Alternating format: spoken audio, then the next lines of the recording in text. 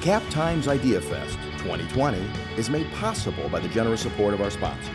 Presenting sponsor, the Burrish Group at UBS, a financial services firm with global access and a local focus to pursue what matters most for its clients. Major sponsors are HealthX Ventures, backing entrepreneurs who are creating value with digital health solutions. Exact Sciences, pursuing earlier detections and life-changing answers in the fight against cancer. Quartz, health plans built with you in mind. And Madison Gas and Electric, your community energy company whose goal is net zero carbon electricity by 2050. Co-sponsors are Epic Systems and the Godfrey Kahn Law Firm. Other sponsors are Wisconsin Alumni Research Foundation, Home Savings Bank, Unity Point Health Meritor, Cargo Coffee, and the Forward Theater Company. Media partners are the Wisconsin State Journal and Madison.com, WKOW Channel 27, and Hinckley Productions. Please consider becoming a Cap Times member. Learn more at membership.captimes.com. Hello, I'm Paul Fanland, editor and publisher of the Capital Times, and I'd like to welcome you to this session of Cap Times Idea Fest featuring Governor Tony Evers. This is our 4th annual event, but the first we are presenting virtually. Our theme this year is 2020 Changes Everything. Given the local and regional impact of COVID-19, the resulting economic damage, and the impact of the Black Lives Matter movement, there's a lot to talk about. We think this year's lineup is our best yet. We believe Idea Fest has grown into a signature event on the Madison calendar.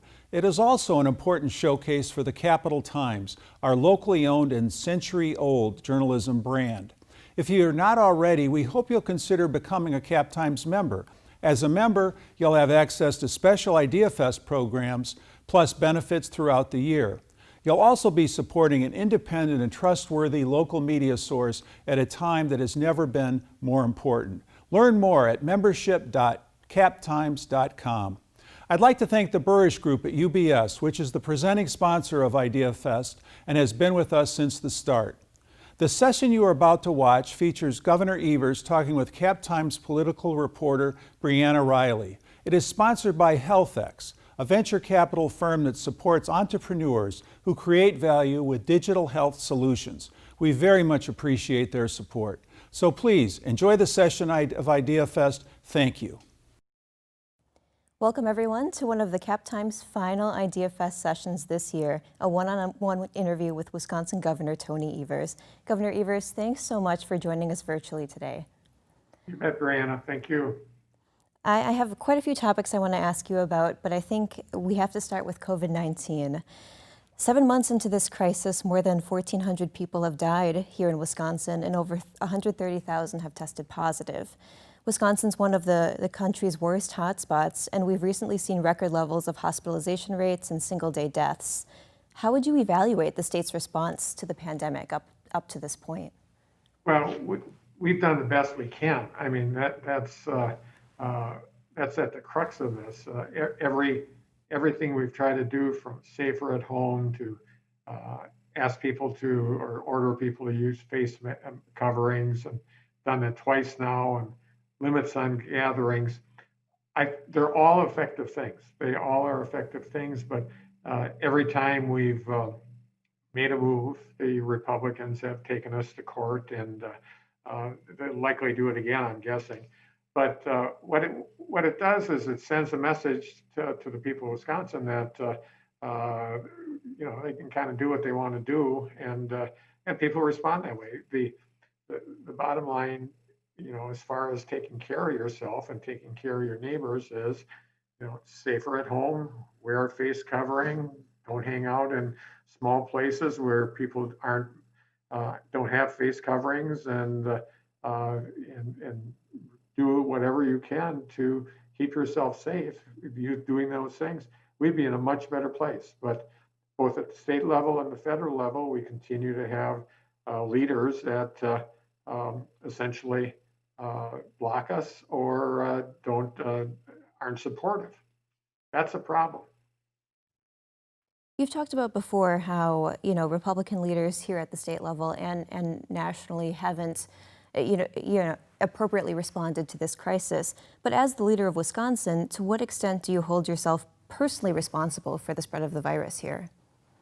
I take it very personal that it's my job to keep people safe. That's why we've gone ahead. I can remember quite remarkably back to the Safer at Home order, where it was making a difference. The mobility of the population had really dropped significantly, and that means that people are staying safer at home, and the numbers and the other things that we measure look pretty good.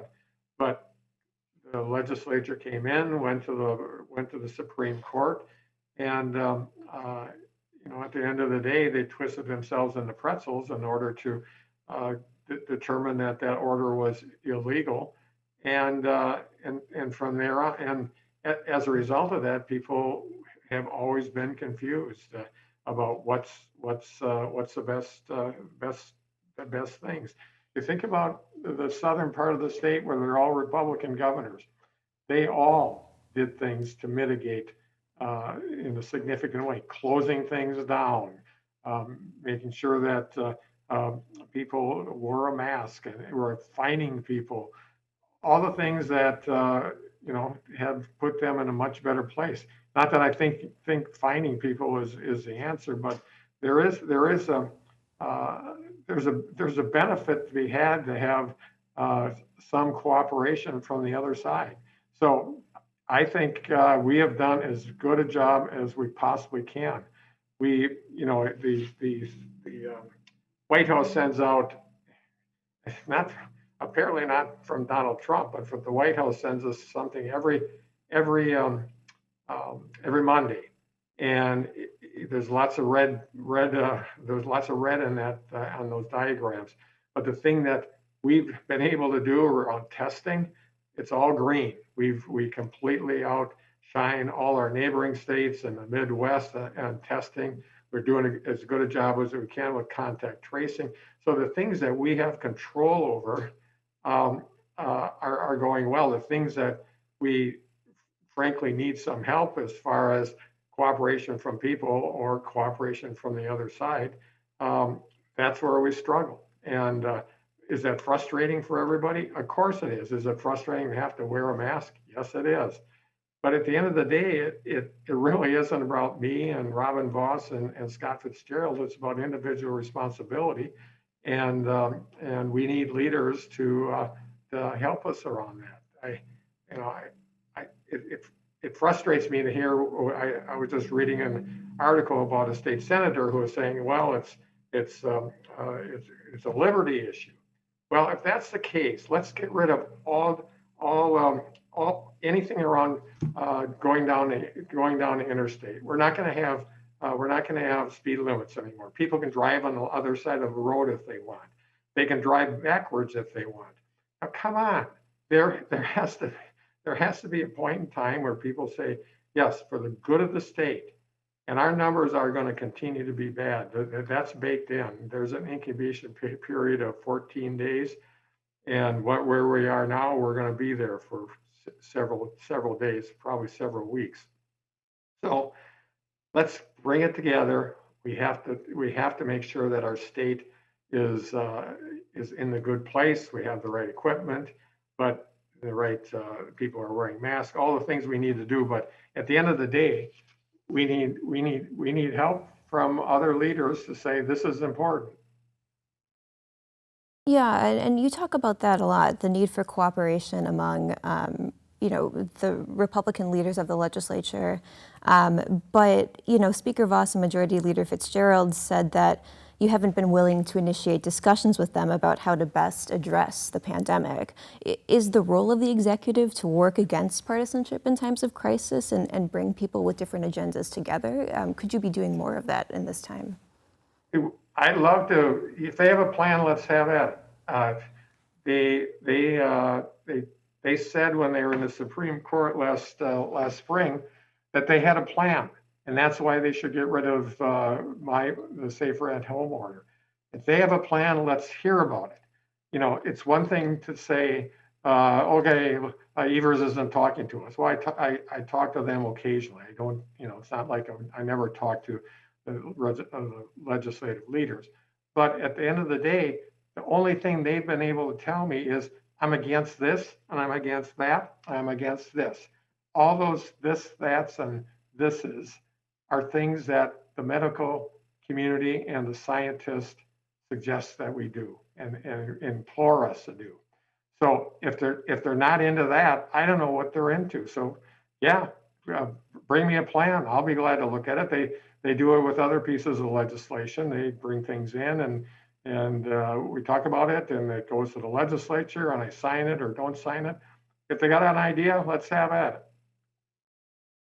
A little bit later, but I do want to acknowledge that we're talking the week after both President Trump and U.S. Senator Ron Johnson tested positive for COVID-19. Do you believe President Trump has an obligation to stay off the campaign trail as he continues his recovery? And if he were to try to hold a rally or some sort of campaign event here, would you try to keep him from doing so?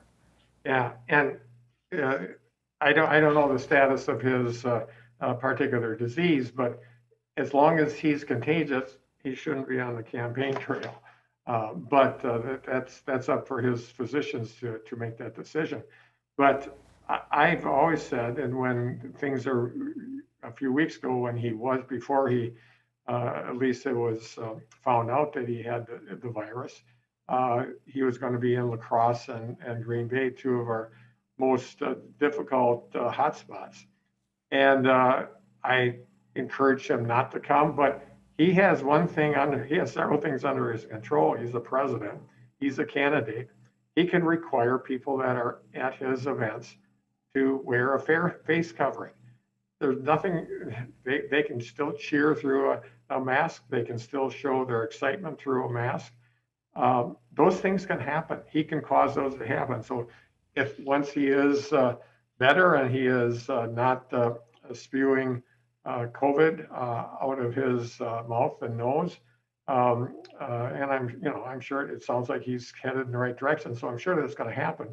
So he can come to Wisconsin, but I would really encourage him to make sure that the folks that attend wear a mask. It's an important part of staying safe. Returning back to more state-level issues and the Supreme Court in particular, you have said that the court in its May ruling striking down your extended safer-at-home order had hamstrung your ability to respond to the pandemic. But according to your legal counsel, the latest order from your administration this week is based on DHS authority that the court did not touch in that decision.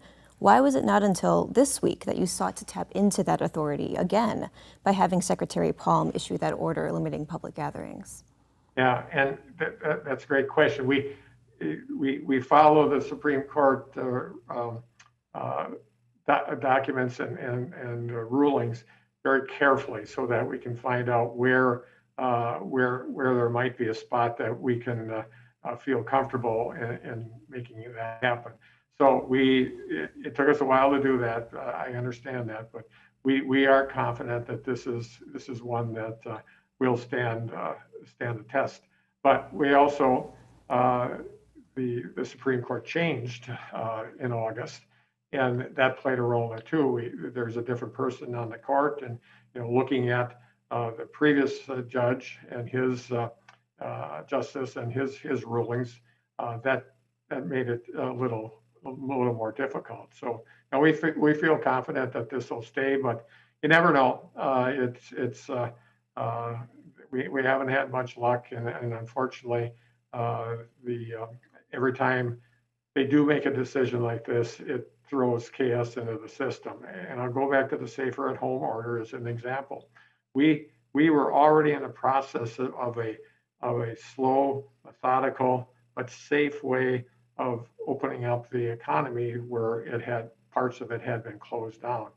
I'll just say, before I go any further on that, our state, when we did the safer at home order, we were extremely liberal in what was considered essential. Extremely liberal. There were states around us that never had their construction industry going. We had construction industry going throughout the entire time. So when people say it was a lockdown, it was not a lockdown at all. Most of our folks that were working were still working during the safer at home. But once they made that decision, it opened up the different parts of the economy all at once. It all happened, and you could just see the spike in not only numbers of people that were identifying as positive, but it also, if you looked at the mobility rate of the people in Wisconsin, it went from down here up to here almost overnight. And that was just a recipe for disaster. And so we would have been a much better place having that second safer at home order in place, opening up in a very consistent but slow and methodical and safe way. And we could have measured things as we went along, but it just wasn't going to happen. I want to zoom out again and talk a little bit about, repeatedly over the course of this crisis, and this sort of ties into your administration's response as well. You've stressed the importance of listening to health experts and letting science guide the decisions that officials make.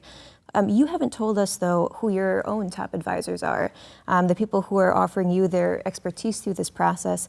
Who within DHS or outside of the administration are you relying on most to guide you through this process? Certainly the secretary. She's Secretary Palm, Secretary Designee Palm is expert public health person, and so certainly her, Ryan Westergaard, and the other the physicians at the Department of Health Services. But we Dr. Raymonds, who leads at Medical College of Wisconsin, we're in always contact with him. So I would say the folks that are within our Department of Health Services, but the people that are part of our state's health industry, and especially the leaders of the two medical colleges have been very helpful for us. The medical community has always supported us on these issues. There's been no shortage of that, and so I know we're on the right side. I know science does matter. We've made that part of our calling card as an administration. So I feel comfortable they are advising us correctly. Back to sort of your relationship with the legislature in this time, since the Republican-controlled legislature met in April, you've urged leaders to take action on COVID-19. But you've also said, you just said today again that you sort of expect them to come to you with a plan. What exactly would you want to see in further COVID-19 legislative relief action?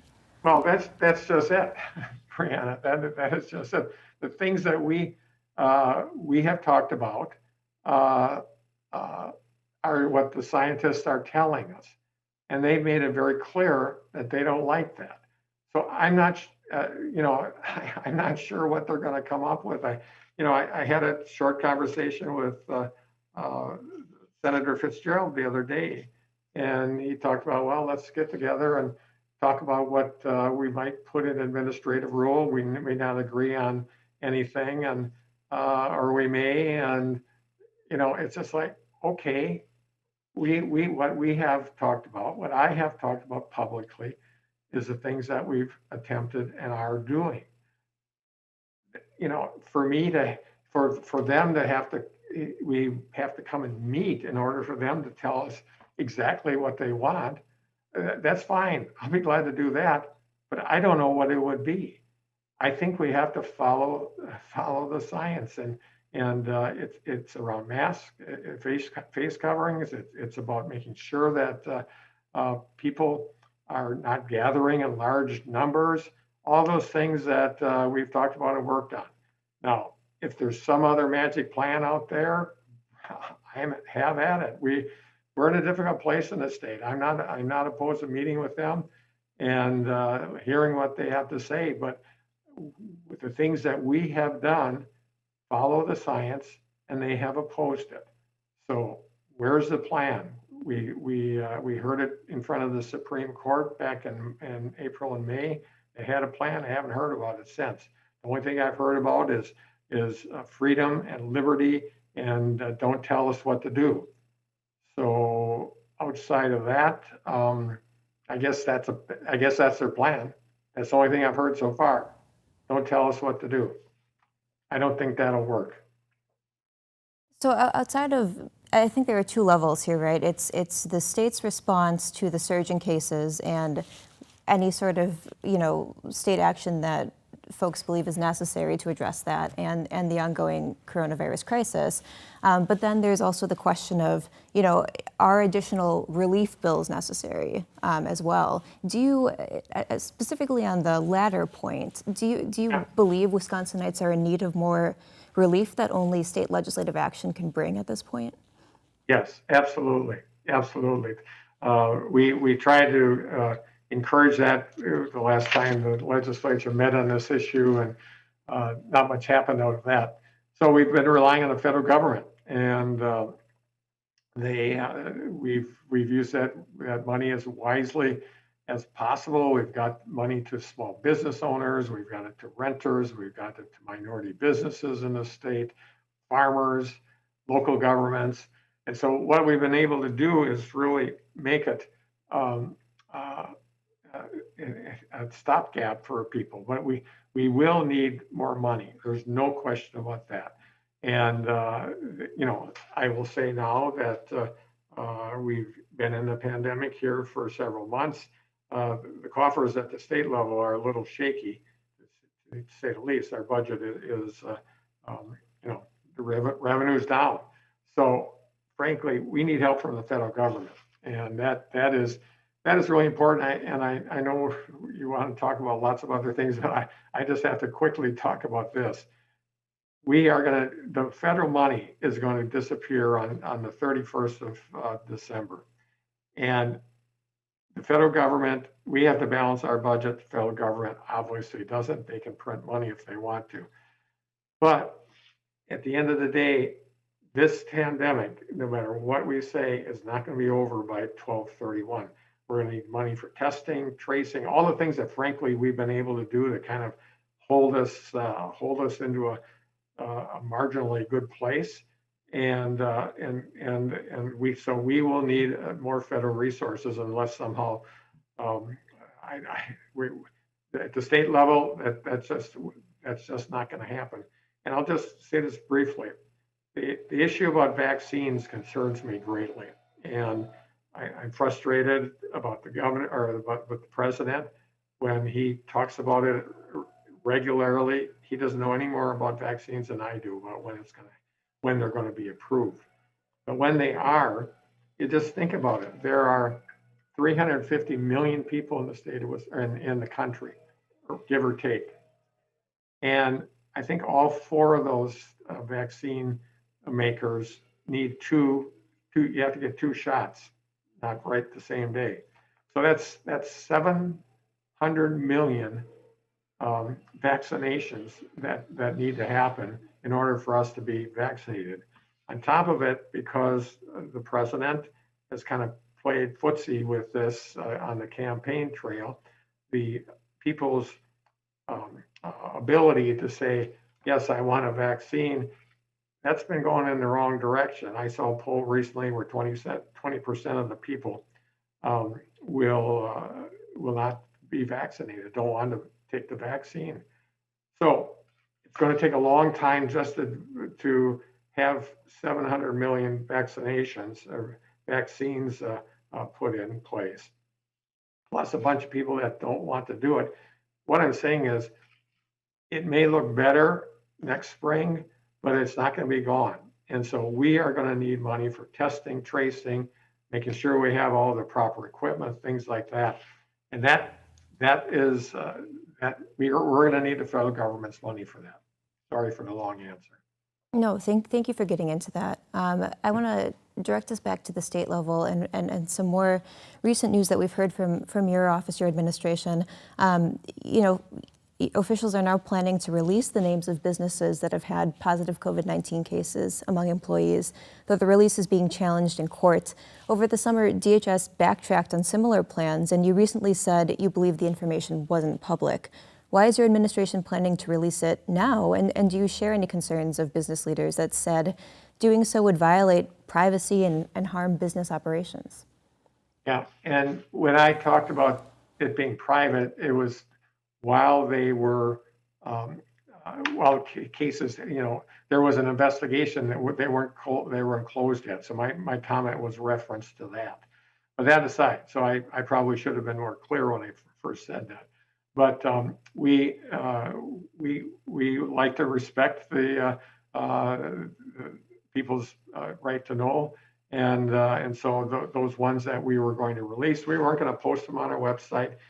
If media had a open records request and we could respond, we'll respond. Obviously, it's in court.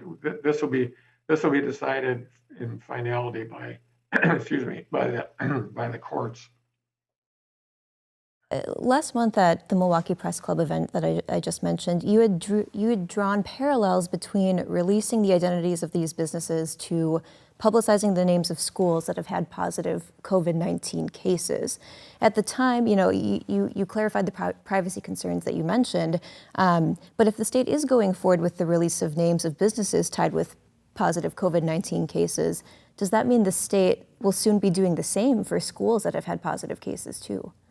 Well, we don't actually have that information from schools. Excuse me, I've been doing a lot of talking lately. But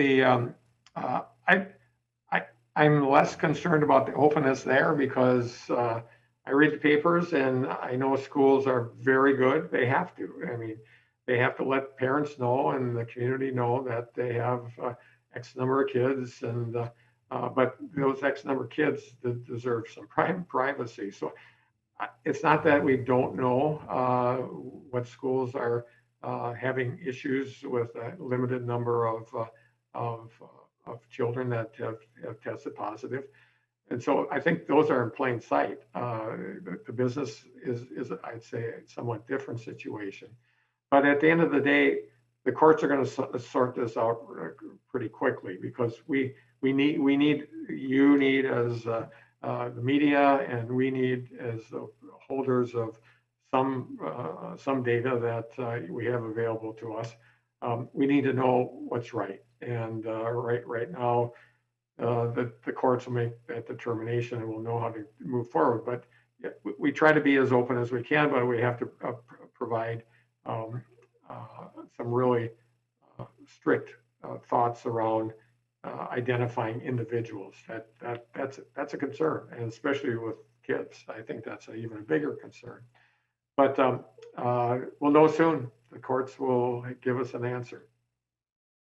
Thank you, Governor. I want to transition briefly to a couple of questions about policing, and then we'll take a quick break before we dive into budgetary topics. But you had, earlier this summer, put forward 9 bills that seek to bolster accountability and transparency in that policing arena, including banning chokeholds, no-knock warrants, and requiring annual training on de-escalation techniques.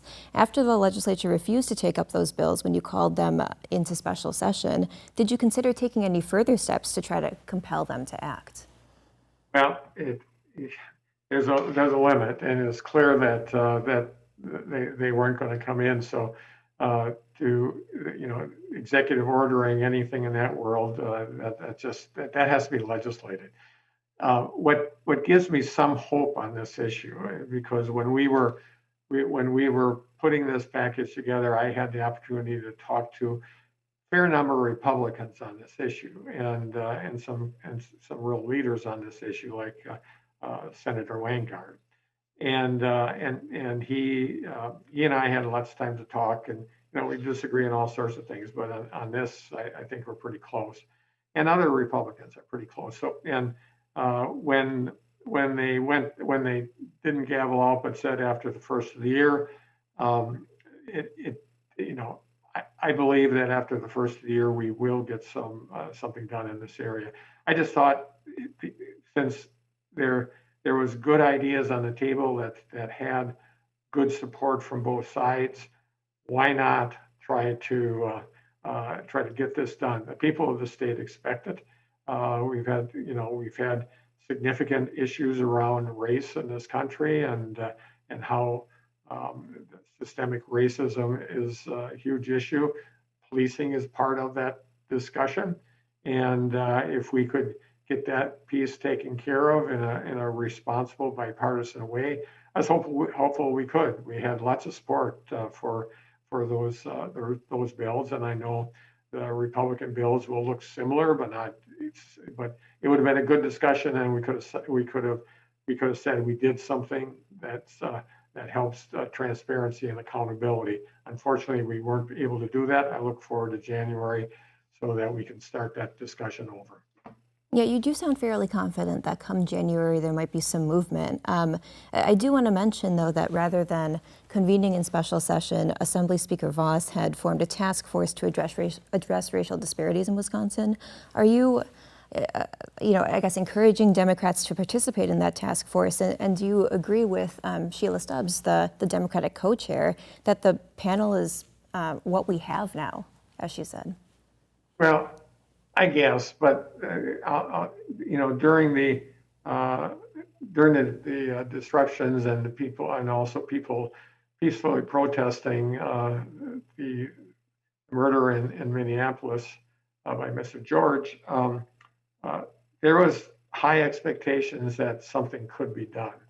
And I've read enough task force reports in my life, and I've read lots of them recently, that around the issue of policing and transparency and accountability.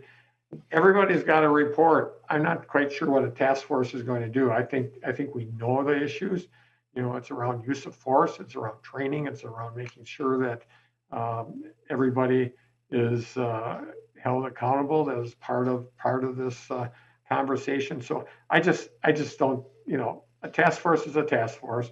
And frankly, the task forces in the past that came out of the legislature did not, result in any significant legislation. And so I'm, yes, I'm glad Sheila's involved, and I hope people engage. But I'm looking forward to January when Senator Rengard and others can put their legislation forward so that we can get something done. Thank you, Governor. With that, we'll take a brief break to hear from our sponsors, and then we'll come back and dive back into the budget. So thanks so much. Thank you. Cap Times Idea Fest 2020 is made possible by the generous support of our sponsors. Presenting sponsor, the Burrish Group at UBS, a financial services firm with global access and a local focus to pursue what matters most for its clients. Major sponsors are HealthX Ventures, backing entrepreneurs who are creating value with digital health solutions. Exact Sciences, pursuing earlier detections and life-changing answers in the fight against cancer. Quartz, health plans built with you in mind. And Madison Gas and Electric, your community energy company whose goal is net zero carbon electricity by 2050. Co-sponsors are Epic Systems and the Godfrey Kahn Law Firm.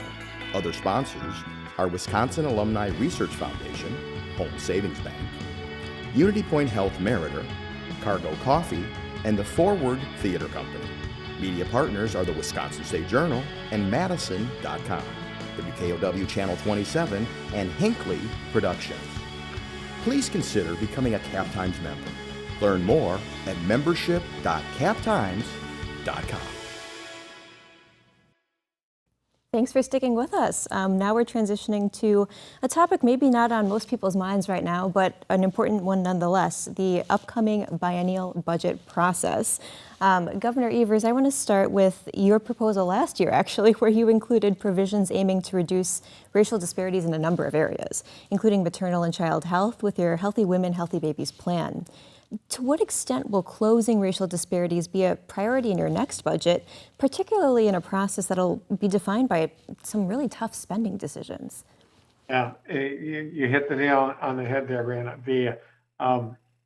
Yes, my priorities that I ran on in the first budget was they're still there. It's education, making sure we have a good transportation system and infrastructure and healthcare. Now, as you know, the budget is going to be much more challenging this time. We try to preempt that to some extent. We lapsed $70 million from the last fiscal year.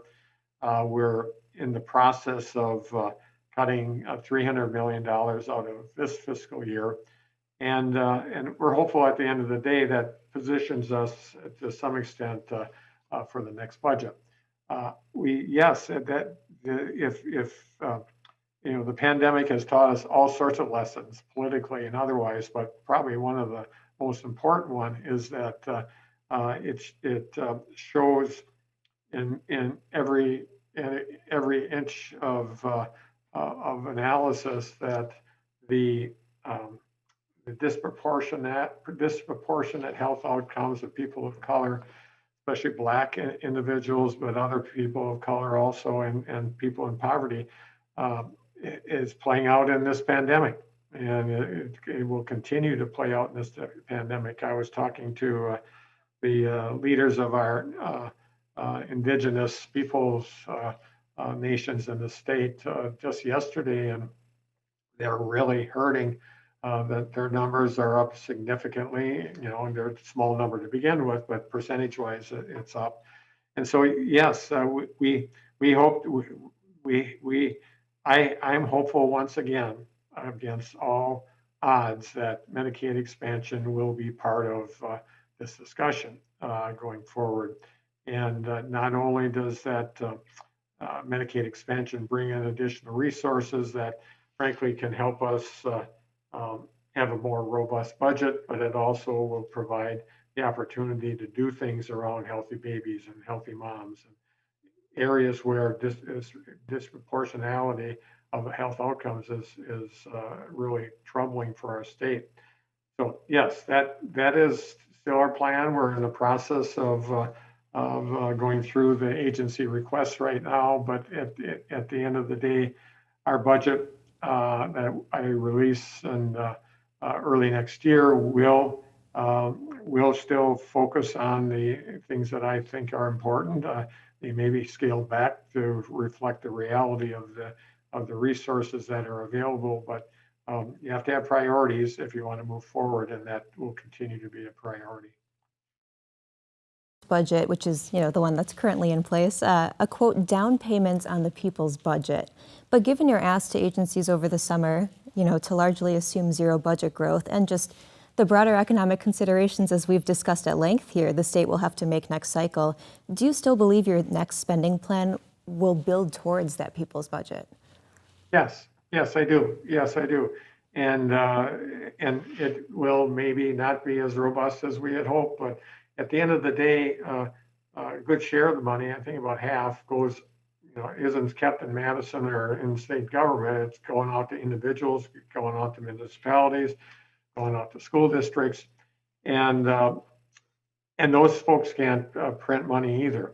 But that has to be a priority. So what we've tried to do is make sure that any cuts come from our agencies in a way that deals with kind of the guts of state government. What we can't do is gut whatever we take in and goes out to the people of the state. That has to be our priority, and those priorities can still be around reducing health outcomes and other outcomes. I've been so pleased with our cabinet. We are a bunch that can connect the dots, and very encouragingly connecting the dots, whether it's connecting the dots between the Public Service Commission and our Housing Authority, or our Wisconsin Economic Development Council Corporation. All the people are working together, and I think that gives us a way to connect the dots to reduce those disparities maybe a little more efficiently than what could have happened in the past. Speaking of, the current budget, you had mentioned, the state hadn't obviously accepted federal Medicaid expansion dollars. What other goals that weren't realized in your first biennial budget do you hope to revisit this time around? Well, certainly, we have to keep moving forward on areas in education that have struggled for years and years, and we made great progress with the Republican help last time around special education funding. I know we need to continue to bring that up.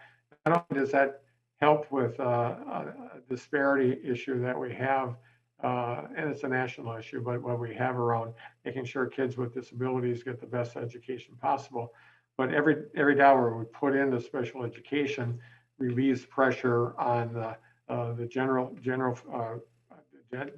money that we send to schools, because right now because special education funding has been such a difficult thing for people to accept, in putting some more money into. In the past, the school districts were essentially forward funding into that.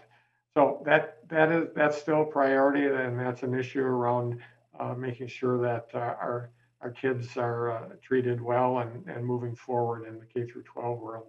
So we still have the priorities. The only thing I can say is that it will be less robust than in the past, because frankly our funding stream is not as fun.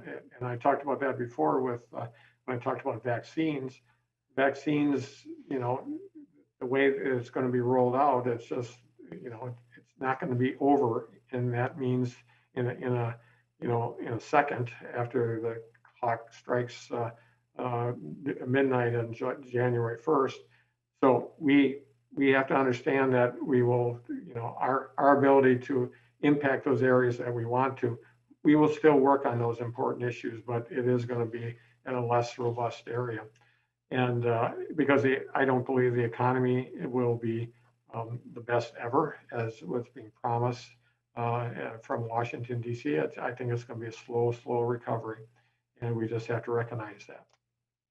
You said at the top of this conversation that the budgetary priorities, I guess the priorities that you touted during your election campaign, road funding, school funding, things like that, are still, are still in place. Have your almost 2 years in office, coupled with the current pandemic and national reckoning over racism, led you to reassess any of those priorities, or I guess change around the order at all? Not really, but what we did find out is that what I have learned, and it's kind of an important lesson, is that there are certain outcomes that we don't like, whether it's in education, whether it's in healthcare, that we need to connect the dots on. And I'll use kids learning as an example, especially in using Milwaukee as an example. Obviously the outcomes there are not as good as people would like, whether you're in a charter school, choice school, or public schools. Set all that argument aside. But what we have to realize is that housing plays a huge role in that. Transportation plays a huge role in that. Obviously healthcare. And as we bring people together and collect this, prepare this budget, it's our hope to be able to connect those dots so that we can take care of several outcome deficiencies that we have as a state in a more efficient way. In addition to these fiscal constraints we're talking about, we've talked already at length about the relationship between you and legislative leaders. To what extent will what appears from the outside to be a very strained relationship, or maybe non-existent, to what extent will that add further complications to the budget process? I don't think it'll. Listen, I like Robin Voss, I like Scott Fitzgerald, and there's no Republican that I work with that I consider an enemy. It's just that if we can't reach agreement, then the politics will be throwing grenades at each other and so on. I know people in the state are sick of that, but the fact of the matter is both sides have a point to make, and I anticipate that regardless of how good we get along or not, that will continue to be the case. And so I'm looking forward to continue working with I know Senator Fitzgerald's running for a different office, but if he's back, I'll look forward to working with him or whoever replaces him. I think people expect that. I also believe that gerrymandering does play a role in that. When we have when we don't have competitive districts, it's more difficult for people to, or it's easier for people not to compromise. I believe that competitive races bring people together easier because, and it's easier to compromise because if you have competitive districts, you're not going to get reelected if you just hang out on the edge and consistently say no. You need to compromise, and so I'm hopeful that we will get to a place going forward that it's a more competitive environment, and that will lead to more compromise. As you mentioned, Leader Fitzgerald is most likely, going to win his congressional race and leave the legislature after this year. I didn't say that. I just said he may. That's true. I put some words in your mouth there. He is running for a different office. I will say that he's most likely to win that race. Would having a new Republican Senate leader change the dynamic of your relationship with the legislature at all? I'm not sure. I've known Senator Fitzgerald for 20 years or more. And so and it's not that I find him a disagreeable person to talk to. It's just his positions are I think, not consistent with mine and many times. And frankly, many of the people in the state of Wisconsin, you talk about safer at home or face coverings or limits on gathering, all those things poll well. Medicaid expansion polls well. And so, the will of the people is the law of the land, and right now I'm not sure they represent that. But if there were more competitive races and we didn't have gerrymandered districts, I think it would be probably easier to get along. Governors are able to use their second biennial budget as the basis for their reelection bid, if they do decide to run for reelection. If you go down that path, what do you hope that budget will say about your leadership and priorities for the state? Well, yeah, I certainly haven't made any final decisions in that world, but it will, as I said before, I talked almost ad nauseum when I ran for governor about education, healthcare, and roads, fix the damn roads. And of course, fix the damn roads means transportation, which means infrastructure, which includes things like broadband, internet, that is part of our infrastructure. And I believe we made some great progress last time, and I think we'll make some good progress this time. I also think that our work collectively as administration and frankly as a legislature around keeping people safe during this pandemic will be an important thing, and I'm sure and any re-election or any election going forward, just as it is now. Do you have when do you anticipate officially deciding whether you'll run for re-election or not? I haven't, I couldn't tell you. It won't be for a while, that's for sure. We're in the middle of a pandemic.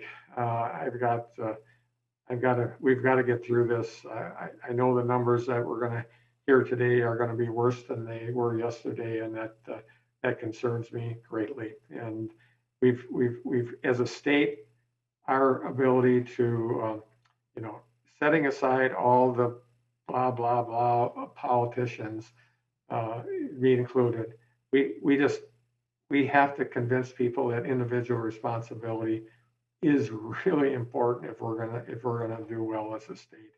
Every day we have a higher number of cases is another day that we're going to be struggling economically. And I'm just hopeful that we will get to that place. I've seen recent polling that's saying that lots of people support wearing masks and support limits on gatherings, and I believe those polls are accurate. We need more people to get on the bandwagon. I'm sorry for going backwards here in our conversation, but it's big. It's big in this election this November, and it'll be big in any election going forward. Thank you for mentioning the November election, because I actually want to talk to you about that next. As the top elected Democrat in Wisconsin, how have you been working to bolster candidates and campaigns this cycle to elect members of your own party up and down the ballot? I take my job as leader of the Democratic Party really seriously. When I ran, not only did I talk about healthcare and education and fixing the damn roads, but I talked to a lot of Democratic groups, and my goal was also to make the Democratic Party strong and coordinated, and not having to rebuild itself every 2 years. That we will continue to we create an infrastructure that will last a lifetime, for lack of a better term. And so in my spare time, I have been, I'm not raising any money for re-election. I'm raising money for the down ballot, and also to make sure the party is strong. I've raised millions of dollars for the Democratic Party, and my campaign and the Democratic Party are absolutely in concert, and Ben Wickler is obviously doing a great job, and so I think we're in a place now where it's a party that is a thing. It's not something that just essentially exists for an election and then things kind of fade away, and then everybody has to say, "Oh my God, we got to get this money, or we got to get this resource, got to get things in place." So I've been active in that arena. I'm also active in our Save the Veto, a clever term, Save the Veto program. That's a combination of the my campaign and the Democratic Party to make sure that those down ballot folks get the same kind of help and structure and infrastructure as we are trying to do for soon to be President Biden and soon to be Vice President Kamala Harris. And we've been raising money for that. It's been going well. It's going to several candidates that need some help to get over the finish line, and some others, new candidates that are taking on the Republican incumbents. And we feel good about how that's going. And at the end of the day, it goes back to something I said before. It's around gerrymandering. My concern, the reason it's called Save the Veto, is my concern is that if the Republicans get a supermajority, as I know Robin Vos has publicly said that's his goal, they will draw maps again that are probably worse as it relates to gerrymandering than we have now. I'll veto it. They'll override the veto, and we'll have 10 more years of this. It can't be. So I've been spending a lot of time and effort around this, and we feel very confident that I will be able to veto that, and we be able to get better maps. And it really isn't about me personally. It's about what I said before. I think the people of Wisconsin want kind of rational discussions around things, and I don't think when we have gerrymandered maps and that races aren't competitive, people are not. People can take a pass on topics that are difficult. If they're in a competitive race, they can't take a pass on those difficult decisions. They have to decide, and that will bring compromise, and that will bring, frankly, I believe, less fighting back and forth. So that's in a nutshell what we've been doing. I'm spending a lot of time at night and weekends and working to make sure that our party stays strong and doesn't, as I said before, it's not like we get to an election and then 6 months later we say, oh my God, another election is coming up, and in a year and a half we got to get going again. The infrastructure is there. I feel confident about that. I feel confident about the program we're dealing with. I do want to talk to you a little bit more about the aptly named, as you mentioned, Save the Veto campaign. Some Democrats I've talked to seem rather bullish about, their chances, their outlook this cycle, especially for down ballot races. How confident are you at this point that Democrats will be able to prevent Republicans from picking up the 3 seats they need in both chambers to override your veto? I'm between cautiously and very confident. I've seen the numbers, and in several places it looks good. So I believe we will be able to prevent Robin Voss and whoever leads in the Senate from having a supermajority.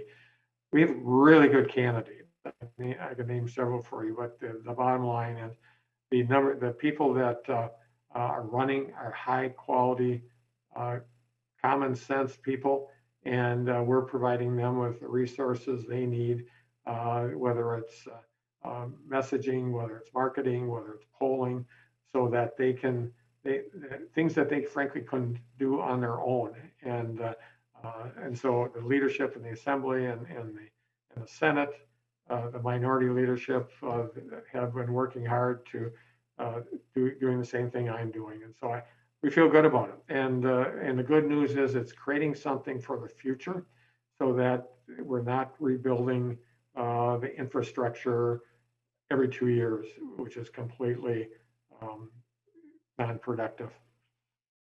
We haven't talked about fundraising specifically, but I do want to note that the state Democratic Party outspent Republicans 16-1 in the latest reporting period. Democrats have more money in the state and federal accounts than Republicans do, and Democrats have raised millions off of recent high-profile fundraisers. How active have you been in that fundraising process, and how crucial has this Democratic cash advantage been in recent weeks?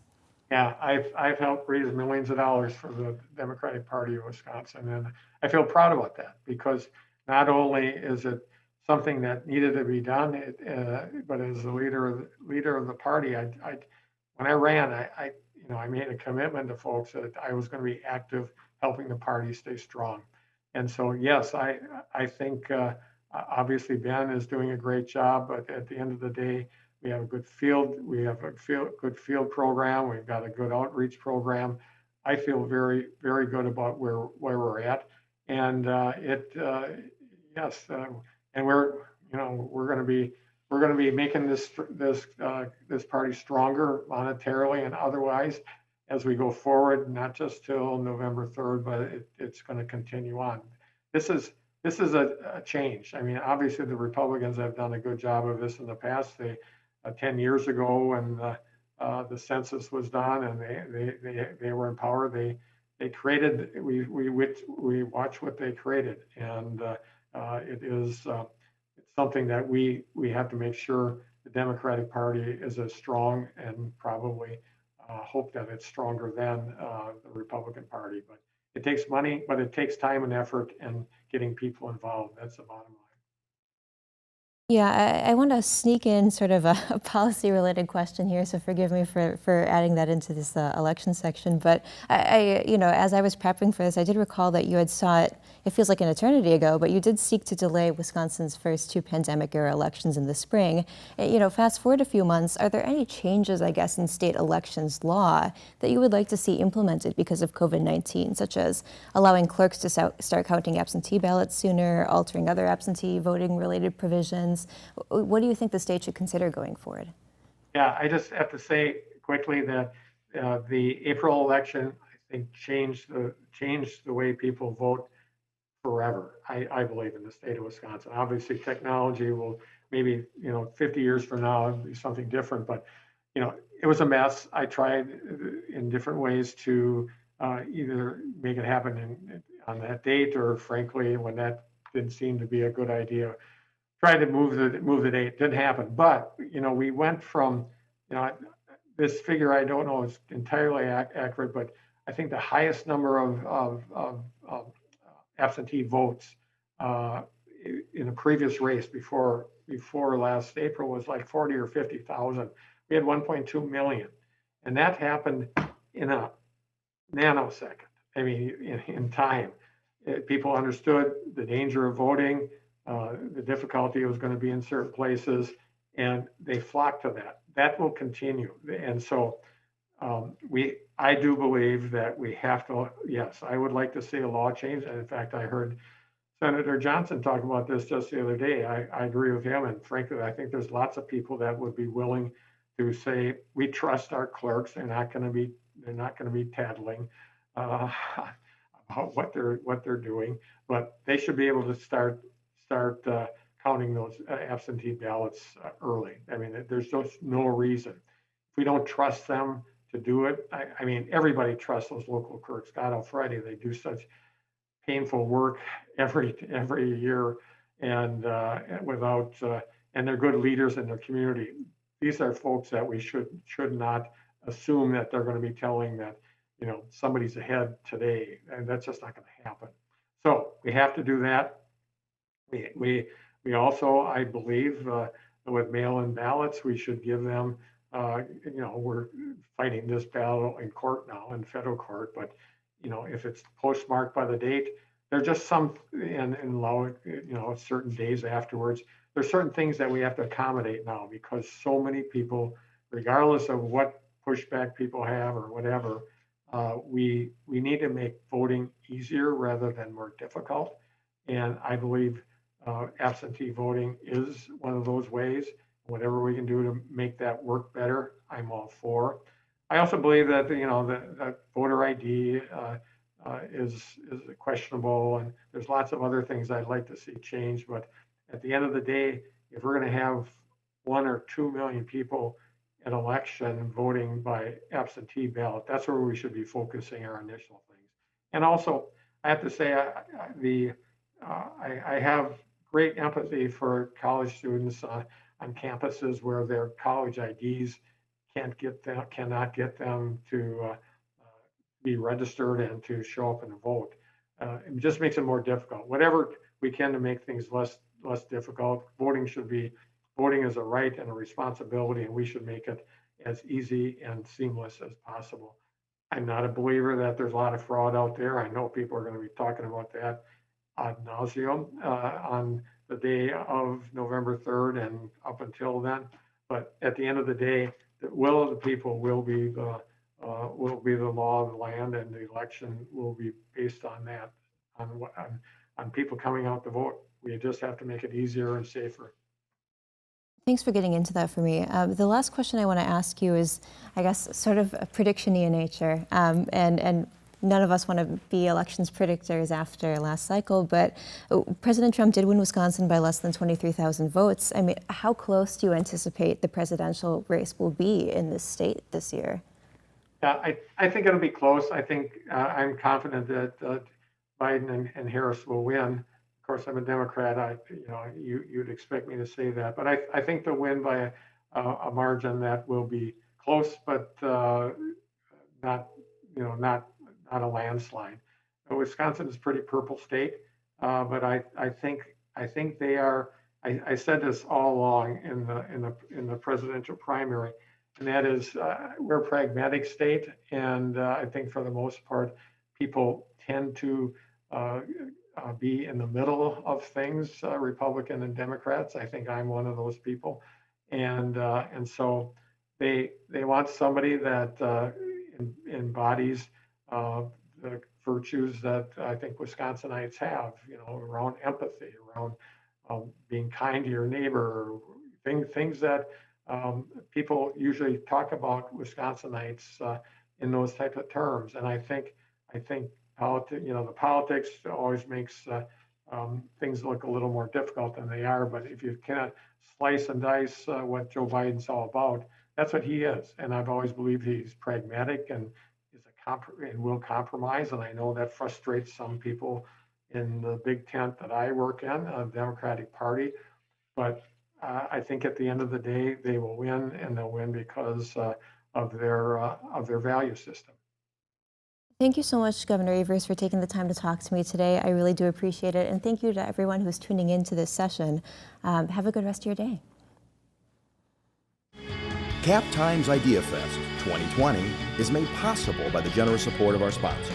Presenting sponsor, the Burrish Group at UBS, a financial services firm with global access and a local focus to pursue what matters most for its clients. Major sponsors are HealthX Ventures, backing entrepreneurs who are creating value with digital health solutions. Exact Sciences, pursuing earlier detections and life-changing answers in the fight against cancer. Quartz, health plans built with you in mind. And Madison Gas and Electric, your community energy company whose goal is net zero carbon electricity by 2050. Co-sponsors are Epic Systems and the Godfrey Kahn Law Firm.